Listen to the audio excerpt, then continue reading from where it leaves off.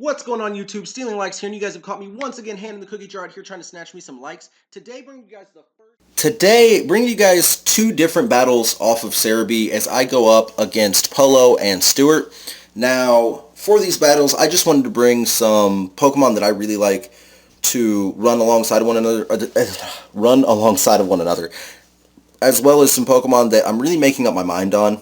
As Meowstic, you guys haven't seen it in a while. And Hitmonlee, I'm not sure how effective of a utility Pokemon this is, as it doesn't even guarantee kills in some situations. Very specific situations, but still some nonetheless. So I brought Roserade, Rotom, Heat Form, Meowstic, Jellicent, Hitmonlee, and Archeops. And we're going to go ahead and get into the first battle with Polo, see how that goes, and then we'll go into the battle with Stuart. I hope you guys enjoy these, and let's get right into it and see what Polo brought. Alright, so Polo brought Smeargle, Gengar, Haxorus, Rotom, Ninjask, and Pinsir. Okay, that's bad. Now, let's see here. Ninjask is probably going to open. If I had to guess, I'm guessing that's a Baton Pass Ninjask. At least that would be my assumption. Either way it goes, I feel safe opening with Rotom. The Heat Form Rotom is... it's some power. Now, not a lot that Disposal is going to be able to do in this matchup, so not too terribly happy with that. Alright, so yeah, I'm going to open with Rotom. If nothing else, Rotom is going to be able to burn and run. Oh, oops. Didn't want to do that. Sorry about that, you guys. Now, I really did want to open this game with Meowstic. However, Meowstic's not going to bring the kind of craziness that I need. So I'm going to go ahead and confirm that Rotom lead and really just prep for possibly the worst. As Ninjask would be alright to see. I'm sure it's probably going to protect on the opening turn, whereas I'm not too terribly certain what else my opponent would want to do there. Gengar could lead. Gengar's another speedy one. Smeargle leads. Wow, I didn't expect that. So a Smeargle lead makes me think another baton passing Pokemon. But do I want to go for the Will-O-Wisp? I feel like if it's going to Spore, I should go into Roserade. And I know the Spore is really common here, but if I go into Roserade and Smeargle doesn't Spore, there's not a lot I can do. So, there's that. Because Smeargle can pack anything. Spore is just one of the many things people do. Should I talk myself into the switch, or should I just go for... I have to switch anyway. I'm going to go into Symphony and hope that it's packing the Spore. For all I know, it could pack a T-Wave, which would be crippling. Now, goes for a King's Shield. Alright. Now, I'm going to go for the Stab Neutral Sludge Bomb. He goes for Stealth Rocks. Okay, so this is a utility Smeargle, is what it looks like. The Sludge Bomb, going to do a decent chunk of damage at least. Oh, knocks him down to his Focus Sash. Now, I reveal that my Roserade's Life Orbed. Whoopsie. I'm going to go for a Sludge Bomb, even though I expect a King Shield this turn. Yeah. Which, it's not going to reduce my attack, so that's fine by me. Now, Smeargle is going to drop on the following turn, and that should be a good day for Smeargle. What comes out next? I feel like my opponent probably wants to pack... I hate taking Life Orb damage in this situation. However, I feel like my opponent... switching! Switching into... What is this? Gengar. Gengar is going to resist. So this Sludge Bomb, not going to pack a lot for it. However, the Shadow Ball, it's going to pack a lot for the Shadow Ball. Now, I'm sure Gengar's faster, which means I'm going to be taking some significant damage here. He puts up a Substitute. So this is going to actually go kind of well for me, hopefully. If nothing else, I guess I could always Giga Drain on the following turn, just to get some of this health back. But I'm not that afraid of Gengar. So I should probably do it before I fall below half, but I am going to go for another Shadow Ball. I highly doubt they sub up again, as... Oh, they go for the Sludge Bomb, which is going to be neutral, and a pretty good chunk of damage. Now that Shadow Ball is going to hurt. How much is it going to hurt? It's a dead Gengar going to hurt. So, I'm expecting Rotom at some point in here. I feel like Rotom is my opponent's best call. We'll see. Because, I mean, I know they got Rotom left, Smeargle, so they go out and Smeargle. I'm not going to leave Roserade in for this. I mean, that's just a bad time.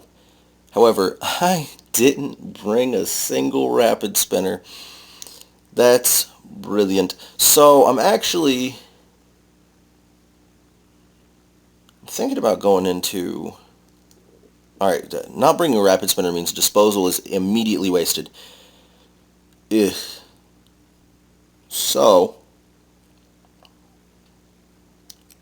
Meowstic, I do recall, well, I know Gengar was the special attacker. There was another special attacker in there, though, I believe. Another moment where I should have taken a picture of my opponent's team. Jellicent, I'm going to go into Jellicent. It's the only person who really doesn't care about the rocks. The King Shield on first turn doesn't bother me either. As I mean, it's not going to do too terribly much in the way of hurting my feelings. Now, Smeargle, putting up the King Shield. I'm going to regen off the leftovers, and we're going to see what Smeargle wants to do against Jellicent on this turn. Now, I mean, part of me wants to Will-O-Wisp just in case he's saving this thing for a safe switch. But I'm just going to go for the Brine. I'm going to keep it simple. Smeargle goes for the King Shield. 2 King Shields in a row. So, keeping itself around and alive. The Brine obviously going to fail. Now, I'm convinced that this Smeargle's going to go down this turn. I mean, if it King Shields again, then I'm shocked. But, who else? Alright, now he doesn't want to bring in Rotom, more likely than not. I mean, yeah, Rotom packs the electric. It's going to be faster than Jellicent. Oh, just immediately switching out into Haxorus. Alright, now Haxorus is going to eat up this Brine and then really, really not enjoy the Dazzling Gleam. So, there's a Brine. It's going to do nothing for damage. That's less than a fourth. So, Jellicent back up to full health. Now, the Dazzling Gleam here, really going to help. Oh, there's a Dragon Dance. That's going to hurt my feelings. The Dragon Dance is going to hurt my feelings. So, the Dazzling Gleam, going to get that off and see what kind of damage I'm looking at here. I'm looking at an almost dead Haxorus. And the almost dead Haxorus is going to attack me. The question is, how bad is it going to hurt? I'm going to go for another Dazzling Gleam. I'm just going to get this Haxorus out of the way. I know that it probably wants to... Oh, that's a Shadow Claw. That's going to hurt a lot. That's going to be a dead Jellicent. So, Haxorus really packing the hate for me right now. I'm feeling Disposal. I really am.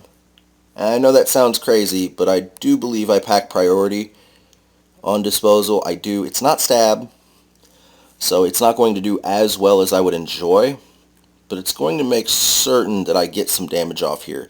With the rocks in, I mean, Disposal's as good as wasted. I swore I brought... You know what? I switched out both of my Pokemon who would actually deal with this problem right here. So, going for the Bullet Punch. And, I mean... Oh, it does take out the Haxorus. So, Haxorus going down. I'm looking like I might do decently, although I'm not certain how well. Now, here's where things get interesting. That's a Ninjask. Ninjask would not enjoy a Blaze Kick. But that's about all Ninjask wouldn't enjoy off of this Pokemon. Now, I expect to Protect here. I expect them to... Well, Protect or Sub. One of the two. Immediately withdraws. Goes into Rotom. Knew I was going to Blaze Kick. Maybe. And that could be a red card moment like I do with my Rotom. Nope, it's not. So, Part of me wants to go for the Blaze Kick again, as it's really my best option. I mean, reversal not looking so pretty. Yeah, I'm going to go for the Blaze Kick and see how much damage Rotom does. I'm hoping it knocks me down low.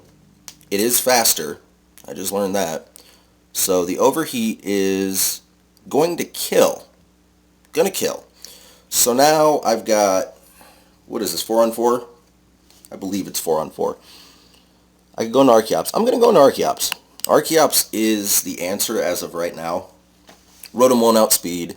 The only thing Rotom can hope is that I miss my Stone Edge.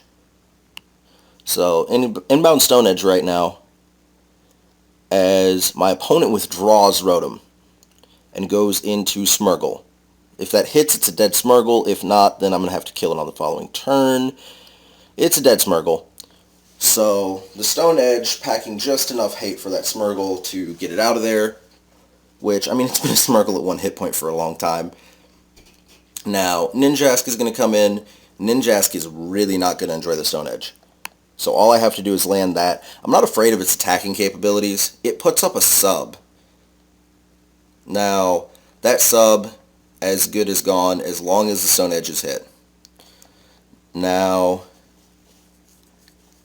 I guess the new question becomes, do I just let it sit here and speed boost in my face? Do I acrobatics on it? Or not acrobatics, aerial ace on it? I feel an aerial ace here, but it's only single. I'm going to go for the Stone Edge again, even though I want to save at least one for Rotom. Because if it baton passes into Rotom, that's a very, very dead Rotom. I mean, extremely dead Rotom. So you got 2 speed boosts under you now. I highly doubt this Ninjask is sword dancing at this point to pass off an attack boost. Or Hone Claws or any other kind of attack boost it wants to do. I'm going to Stone Edge one more time. And I know it seems crazy. Oh, Citrus Berry. Is that what you're packing there, little one? Now, from this point forward, I have to go for the Aerial Ace. Or at least go for it on a turn when my opponent gets to see it. Because if I go for an Aerial Ace right here, which is pretty much what I'm wanting to do, I go for an Aerial Ace here, and they put up a sub. It's going to be a dead sub, and then they're obviously going to want to baton pass out. The question is, do they baton pass into Rotom? Because Rotom can pack all kinds of problems. Because I don't feel like they're going to waste this Ninjask and all of its speed boosts. But I'm trying to recall what else my opponent brought. They've got another Pokemon back there. And I would much rather see... I don't know. This is looking bad. I've got to go for the Stone Edge in case they pass to Rotom. But if I go for the Stone Edge and they don't pass to Rotom, this could be a bad time. Ooh, this is ugly. Stone Edge. I'm doing it. I'm taking the risk. Nope, they put up a sub. Because evidently they had enough health to do that. I somehow missed that. So the Stone Edge, gonna cleave into that substitute, get it out of here. Now, Ninjask has had time to do nothing but set up speed boosts. Nothing but set up speed boosts. So now, I actually want to go for the Aerial Ace just in case they do something crazy. There's a baton pass, as expected. Now, if they baton passed into Rotom, he's going to resist. This is why I wanted to save that Stone Edge for the moment when I thought, oh no, they pass it to Pinsir. That's actually okay by me. That is completely okay by me. So he breaks the mold. I go for the Aerial Ace, which obviously the Stone Edge would have been better for me. Now I want to save Archeops. I really want to save Archeops. But I'm not going to. And I know it sounds like crazy talk. But the truth of the matter is, if I switch into Rotom, there are bad things ahead. And, let's see here, half is 75. I'm down to, from 154, 114, is that 37? Yeah, 37. If I drop another 37. Okay, no, I'm actually going to switch into Rotom. I'm going to switch into Rotom. I'm going to save Archeops for another day because it won't be defeated by the time it gets back around to Rotom. Or Rotom, by the time it gets back around to Archeops. Now, Pinsir, going to a Mega Evolve. And I'm thinking about just going for like a simple small attack. It goes for the Thrash. Ooh. Now, Rotom is going to live that. It's going to eat up its Citrus Berry, but it won't live a second one. Now, as much as I really want Rotom around, I'm going to let it fall so I get a safe switch into my Esper. Or Meowstic, not Esper. Wrong one. You know, I'll run the Volt Switch real quick for no apparent reason. I mean, I know it would do damage if it could. But Rotom goes down. Rotom not getting to put in the work it did yesterday, which is unfortunate. But it does confuse on this turn. So I'm actually, and this is terrible, I'm going to Parafusion my opponent due to my opponent's Thrash, which is unfortunate for them. I mean, I could go for the Thunderbolt and just take this thing out, because it clearly, well, no, I want to Thunder Wave it first. I want to Thunder Wave it first. Now, they might see that coming and switch all their speed boosts out. However, not a likelihood, as Ninjask will not be giving speed boost to anybody else for the rest of this game. I mean, it's like a, what, 3 hit point Ninjask maybe? So it's not looking too terribly daunting. Now, Pinsir, not looking too happy about the Pokemon sitting in front of it.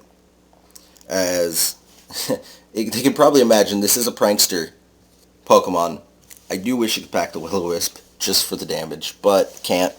So, now I'm looking at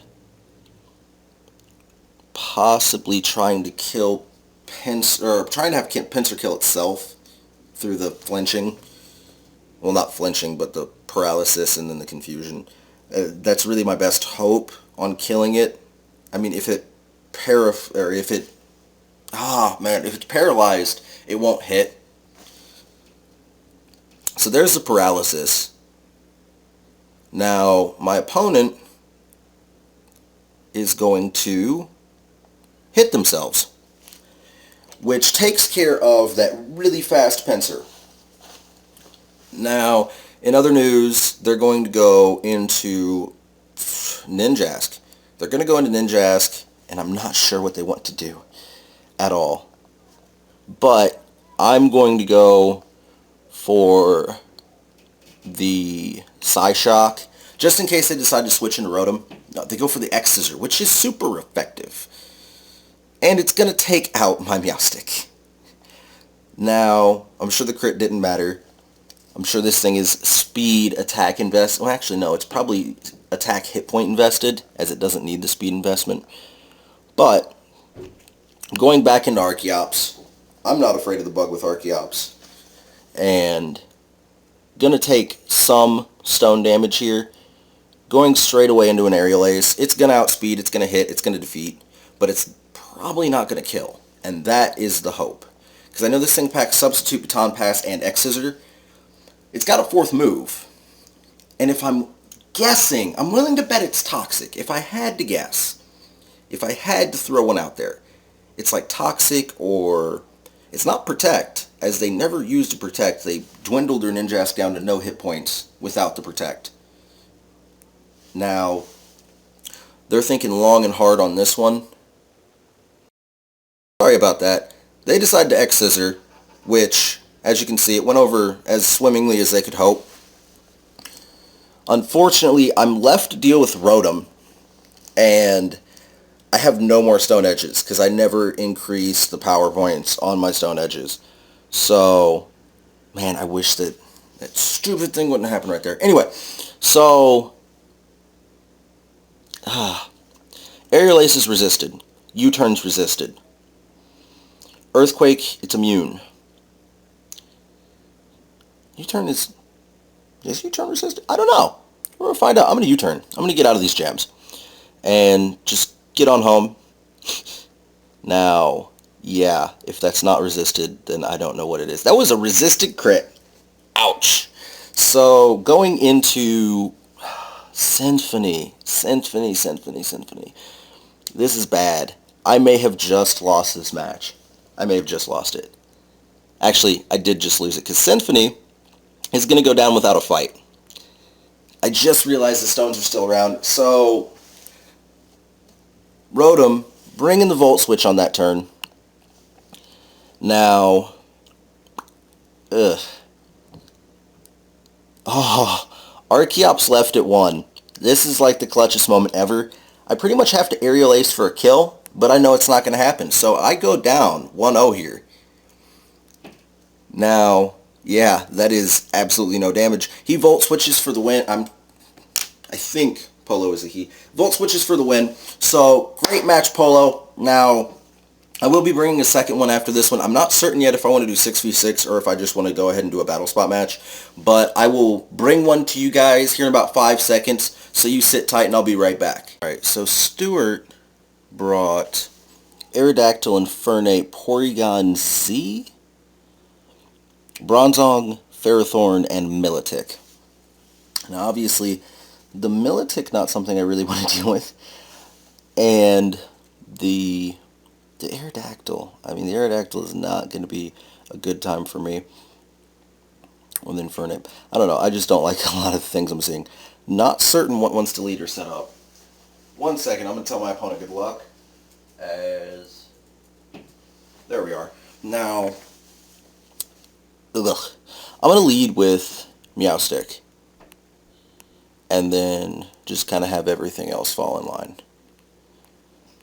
Because I'm not certain exactly what my opponent wants to do. I think Bronzong is the exact same typing as Metagross, who supposedly has a confirmed Mega as of today. We're going to see.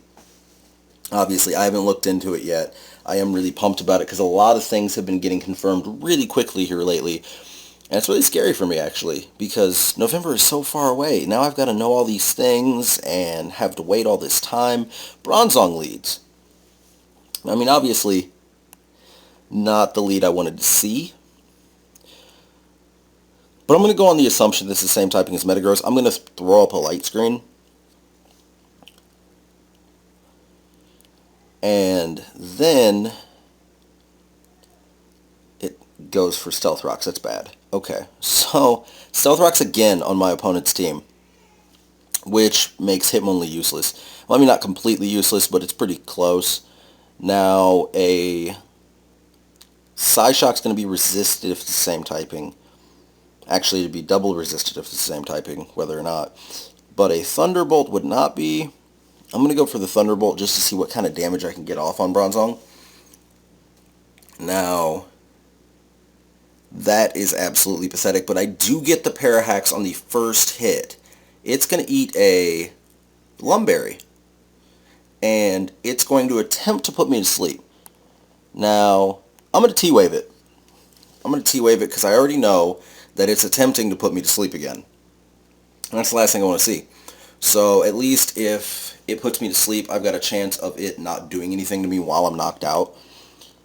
Another Thunderbolt should pack some interesting results, maybe.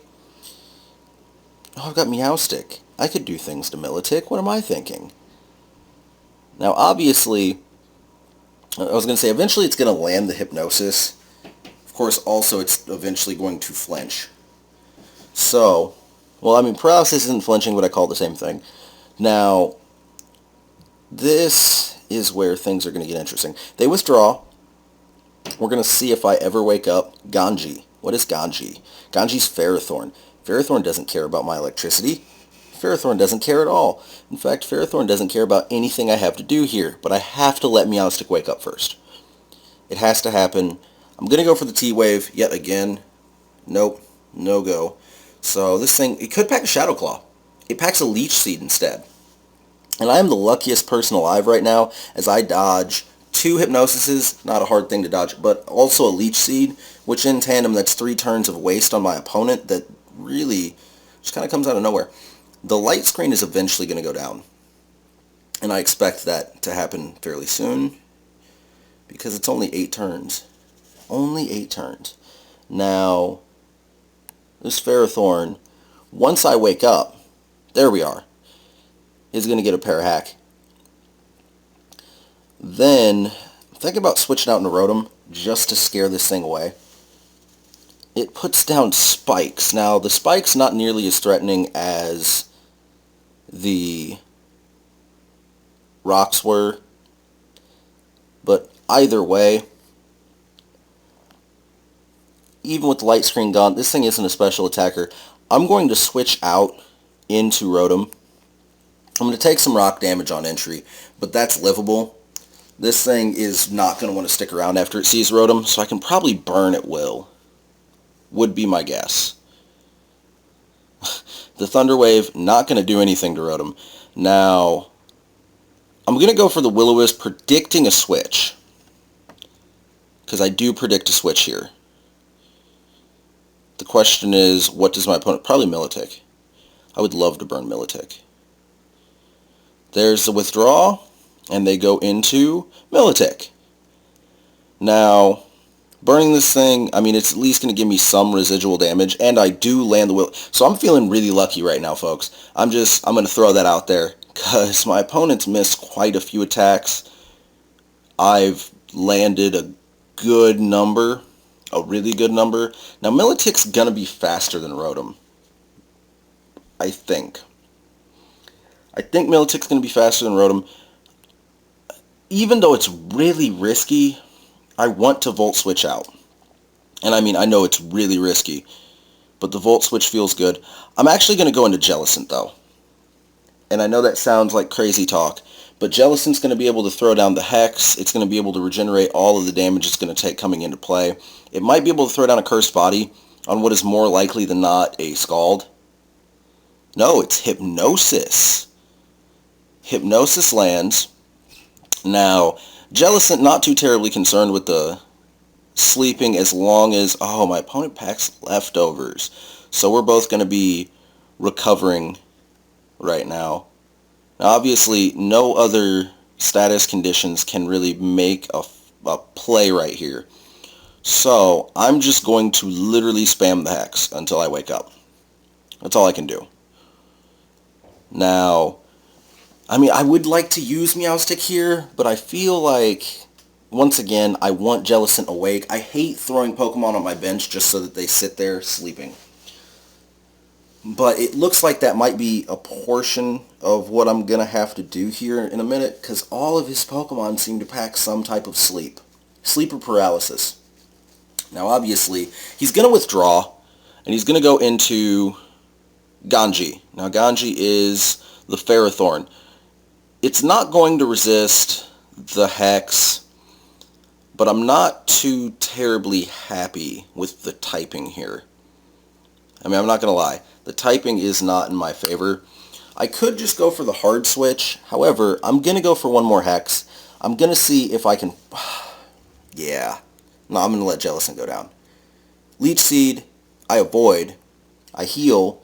Man, what is the accuracy on Leech Seed? I had one match where an opponent never missed one with that Whimsicott, if you guys remember that.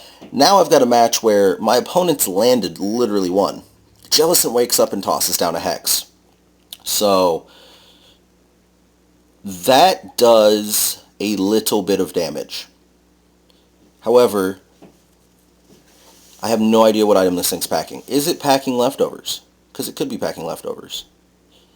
It is not packing Leftovers. So, no leftovers on this Pokemon, which is not too terribly concerning. I feel like he's going to go for the T-Wave. Thinking he's going to go for the T-Wave, part of me really wants to go just straight back out into Rotom. But I can't keep doing this kind of damage to myself. And I know that. So I'm going to go for another Hex. I'm going to bring this thing down a bit and try to get some damage off. Not to mention, this is one of the Pokemon I've seen him use that has no sleep. So, I'm not afraid of falling asleep in the middle of this battle right now. And, I mean, I can Hex for days at the moment. The question becomes, what am I going to do whenever he starts tossing out these non-injured Pokemon. These, like, no status effect Pokemon. So I toss down another Hex. This should knock below half. At which point, the resisted Brine is really tempting, but I'm going to keep going for the Hex. Now, he does in fact paralyze my Jellicent. My Jellicent's going to heal up, followed by take some Leech Seed Drain. This is really one of those areas where I don't want to stick around, but I do. I really do. I really want to stick around.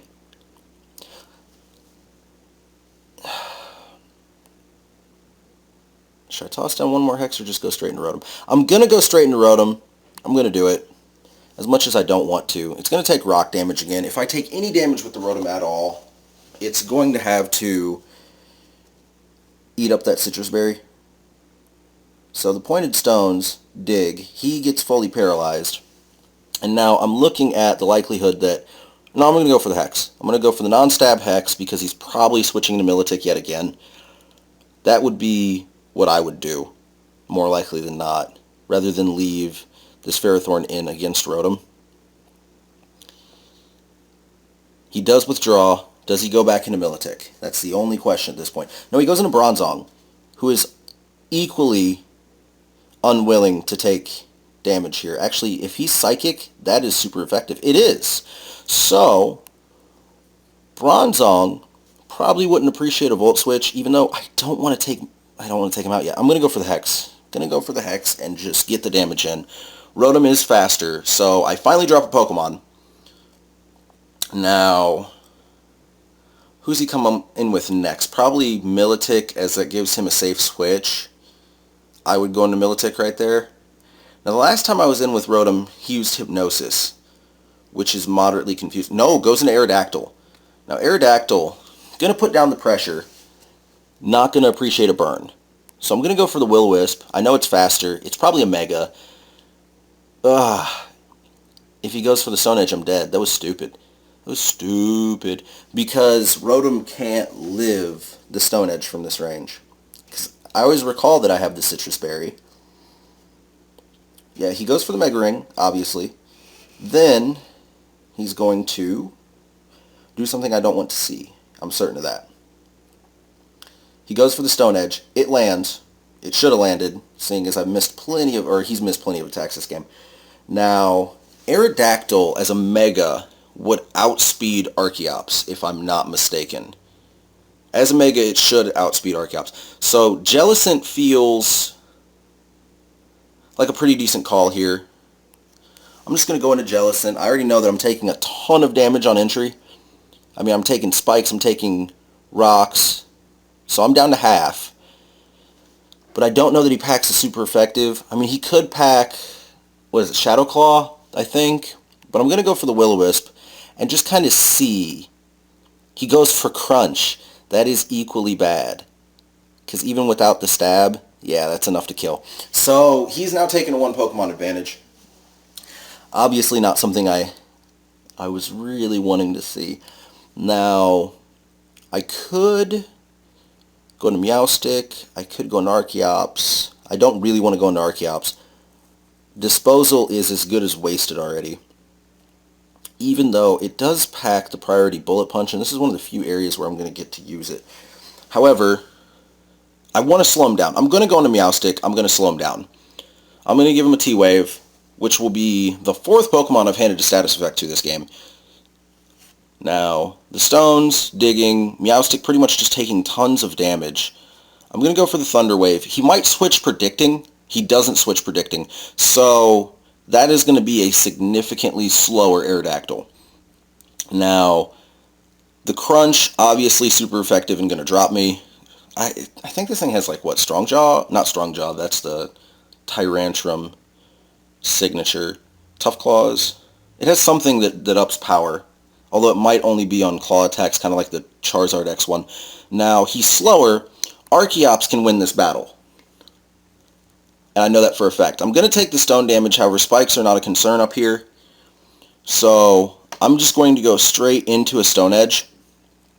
And then we'll take it from there one step at a time. So the Stone Edge, going to land probably a kill. That is most definitely a kill.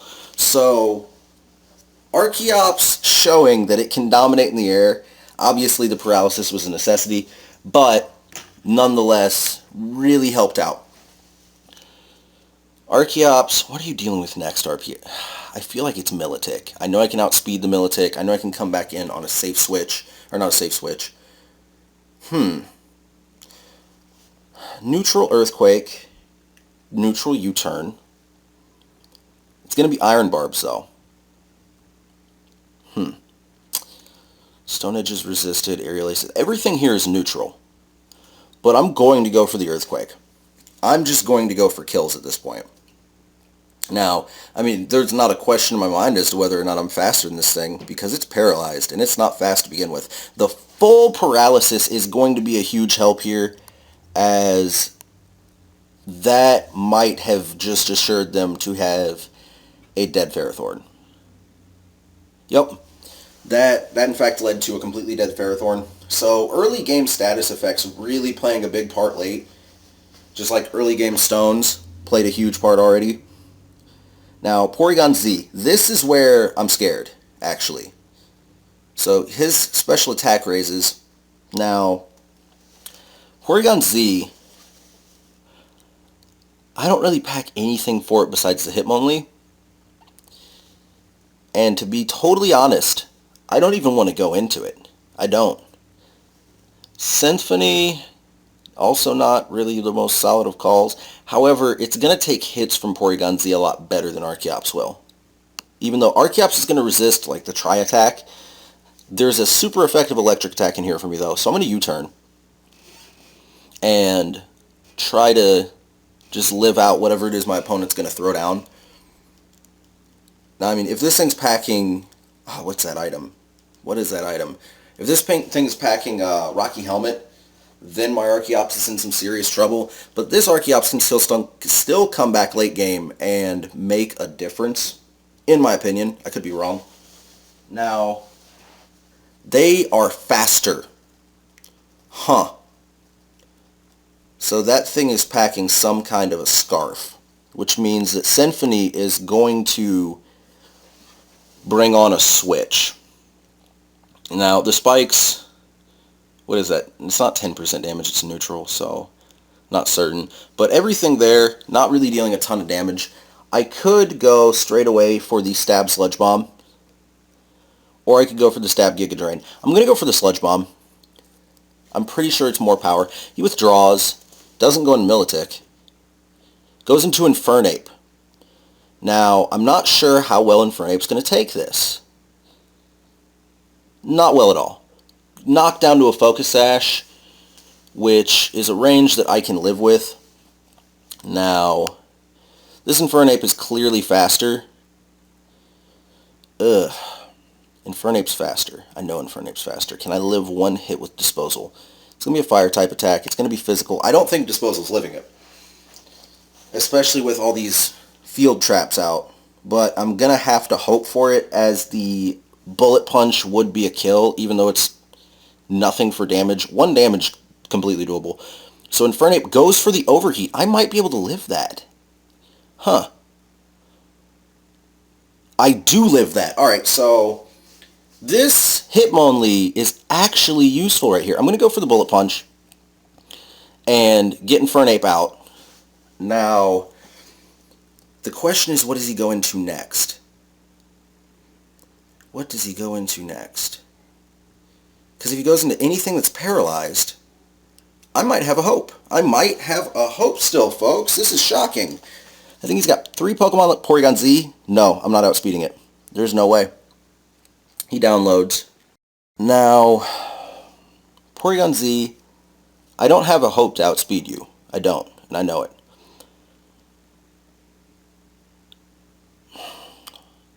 Alright, I'm going to go for the Bullet Punch just to get in some damage before I drop.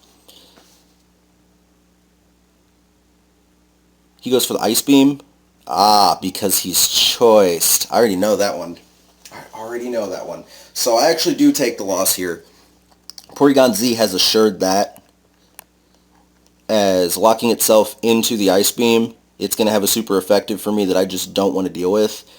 And then I take all of the entry hazards. Really wish that I had left either Mandibuzz or Hitmontop or somebody in this battle to save that situation from happening. But I'm just going to hit the Sludge Bomb. I mean, I know it's not a kill either way. But yeah, that Choice Banded, nope. Choice Scarfed Porygon definitely did a lot of work in there. So I hope you guys enjoyed these two battles. Watching me get really, actually these were both moderately close games. This one not as close as the last. But I hope you guys enjoyed that. I will see you guys later. Now make sure to drop a comment below letting me know what Pokemon you want me to bring for the subscriber survival lock. But I'm going to get out of here. You guys have a nice night, and I will see you tomorrow with 2 more.